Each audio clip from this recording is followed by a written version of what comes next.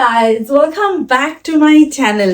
আজকে ভিডিও শুরু করছি হাতে একটা এত বড় পার্সেল নিয়ে। অ্যাকচুয়ালি দেখো, টুকটাক আমি অনেক কিছুই অর্ডার করতে থাকি, বাট আমি একটা অ্যামাজন থেকে একটা জিনিস অর্ডার দিয়েছিলাম। আশা করছি সেই জিনিসটাই এসেছে। তো চলো আজকে এই আনবক্সিং দিয়েই ভিডিওটা স্টার্ট করা যায়। স্নান করতে যাচ্ছি আর তখন কলিং বেল বাজিয়ে এই পার্সেলটা দিয়ে গেছে। তো আমি তখন থেকে অস্থির হয়ে যাচ্ছি যে এই পার্সেলটা আমি কখন ওপেন করব। আরে এত সেলো টেপ লাগিয়েছে, ওপেন করাই খুব মুশকিল। দাঁড়াও, আর খুব ভারী।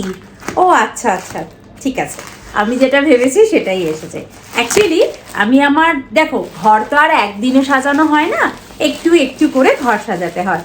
তো অনেকদিন ধরে ইচ্ছা ছিল আমার ড্রয়িং রুমের সোফাটার সামনে একটা সুন্দর কার্পেট পাতবো, তবে বেশি ডিজাইন করা নয়, একটু সফট দেখতে হবে, কালারটাও যাতে সুন্দরভাবে ম্যাচিং হয়।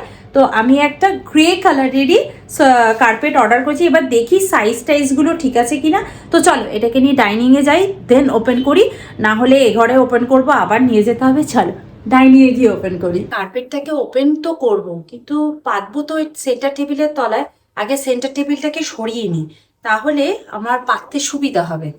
সেন্টার টেবিলে আমি বেশি কিছু রাখি না, কয়েকটা নিউজ পেপার ছাড়া কিছু থাকে না, কিন্তু সেন্টার টেবিলের এই ওপরটা যেহেতু কাছে না, ইটসেলফ খুব ভারী, তো আমাকে একটু সাবধানে এবং আস্তে আস্তে সরাতে হবে। সরিয়ে দিয়েছি, এবার কার্পেটটাকে ওপেন করা যায়। নতুন কিছু এলে না আমার সমস্যা হয় না, স্পেশালি রুম ডেকোরের কিছু জিনিসপত্র এলে আমার মনে হয় কখন খুলে দেখবো কখন খুলে দেখবো। আরে এত প্যাকেজিং, আরে এত রকম ভাবে বেঁধেছে, খুলতে খুলতেই আমি পাগল হয়ে যাচ্ছি। ঘর সাজাতে আমার খুব ভালো লাগে, আর ঘর সাজানোর জিনিস কিনতে বা গিফট পেতে খুব ভালো লাগে আমার। ওই জন্য আমার বাড়িতে যখন হাউস ওয়ার্মিং এ পুজো ছিল, আমার দিদিও আমাকে ঘর সাজানোর জিনিসই দিয়েছিল। বাহ, কি ভালো কোয়ালিটিটা, খুব সফট, ভীষণ সফট কার্পেটটা, ভীষণ সফট, কালারটাও খুব সুন্দর, যেমনটি আমি চেয়েছিলাম। সাইজটা আমার মনে হচ্ছে আরেকটু বড় হলে হয়তো ভালো হতো, তবে ঠিক আছে, খুব বড় না, যাতে আমি ইজিলি রিমুভ করতে পারি। অ্যাকচুয়ালি আমার আরও একটা কার্পেট, যেটা আমার ও বাড়িতে এখনও রয়েছে, সেটা না বিশাল বড়, আর এর থেকে একটু ছোট সাইজেরও একটা কার্পেট ও বাড়িতে রয়েছে। ওই ছোটটা আবার এখানে পাতা যাচ্ছিল না, কালারও ম্যাচিং হচ্ছিল না, আবার বড়টা হচ্ছে বিশাল বড়, ওটা আমার পছন্দও হচ্ছিল না, সেই জন্য এটা পারচেস করা হলো। ভীষণ সফট, জানো তো। আমি ভাবছি একটু ভ্যাকিউম করিনি, কেন বলো তো, এটা তো ওই যেখানে তৈরি হয়েছে সেখান থেকে এসেছে, অনেক রকম ধুলো টুলোও থাকবে, তো একটু ভ্যাকিউম করে নিই, তাহলে একদম নিট অ্যান্ড ক্লিন হয়ে যাবে, আর আমার ঘরের জন্য একদম পারফেক্ট হয়ে যাবে।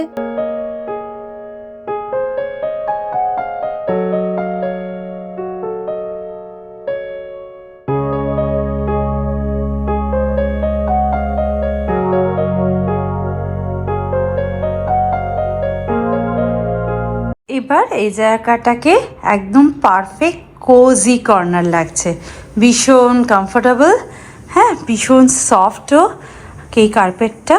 আর সাইজটা আমার এখন মনে হচ্ছে পারফেক্টই আছে, এর থেকে বড় সাইজ হলে আবার অনেকটা জায়গায় যদি কভার হয়ে যায় না, ঘর অনেক বেশি ছোট লাগবে। তো ছোট জায়গা কভার করা থাকলে ঘরটা অনেকটা বড় লাগে। প্রিন্টেড যদি কার্পেট হয় না, প্রিন্টেড কার্পেট কখন ভালো লাগে বলো তো, যখন অনেক বড় একটা হল থাকবে তখন প্রিন্টেড কার্পেট দিলে খুব ভালো লাগে।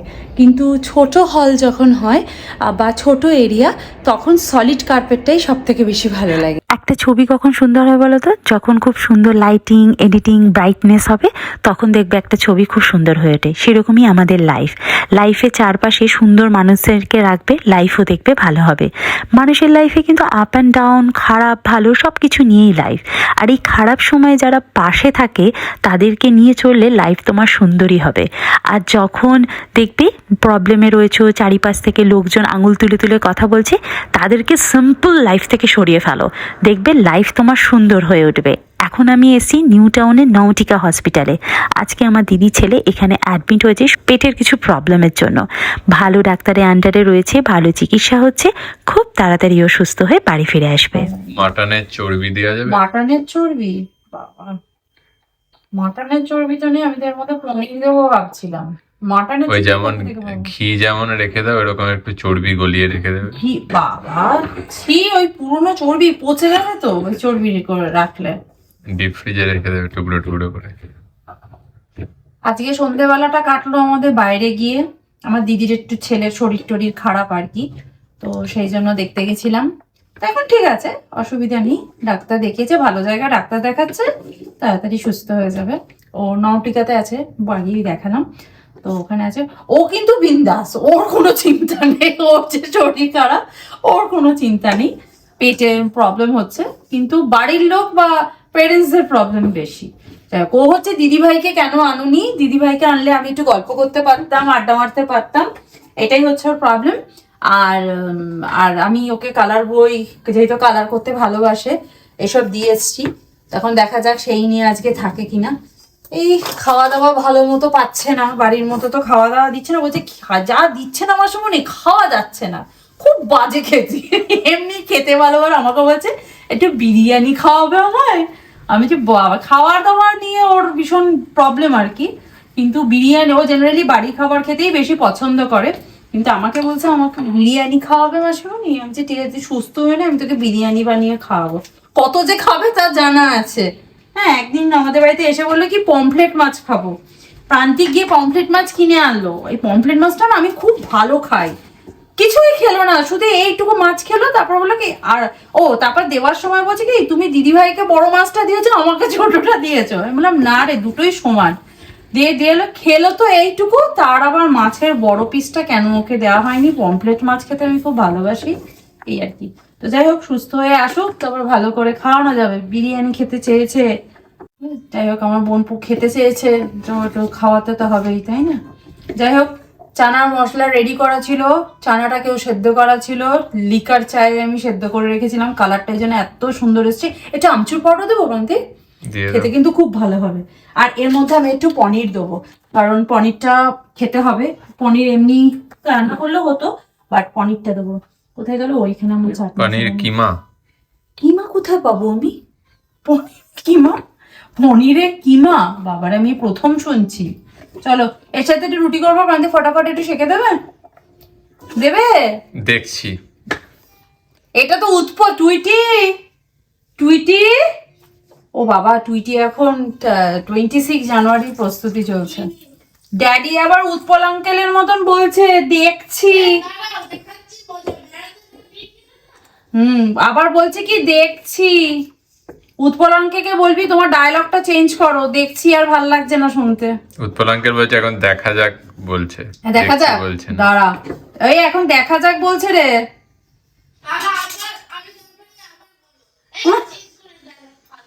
ফালতু ডায়লগ, সত্যি কথাটা শুনলে আমার রাগ হয়ে যায়। দেখছি আর দেখা যায়। চলো, এটা ফুটে যাক, আর সুন্দর করে রুটি বানিয়ে নি, তাহলে আমার ডিনার রেডি করা হয়ে যাবে।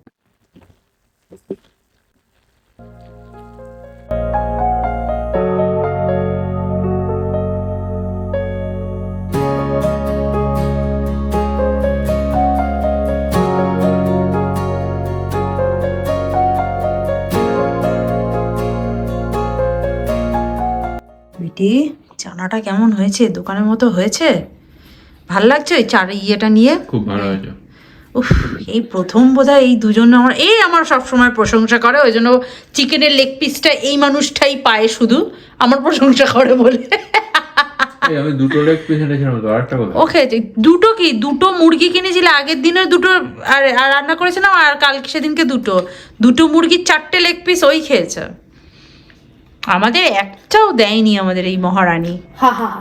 এই যে আমি একটু খাই, সবার খাওয়াটা হয়ে গেল। যাই হোক, রুটি দিতে হবে, একটুখানি পনির দিয়ে চানাটাকে তুলতে হবে, তারপরে খেতে হবে, তারপরে ভিডিও করে খেতে হবে, আর তার সাথে একটু অনিয়ন নিতে হবে, আর লঙ্কা। আমি লঙ্কা তো আছে এর মধ্যে, এই যে লঙ্কা নো, ওই লঙ্কা খাই না।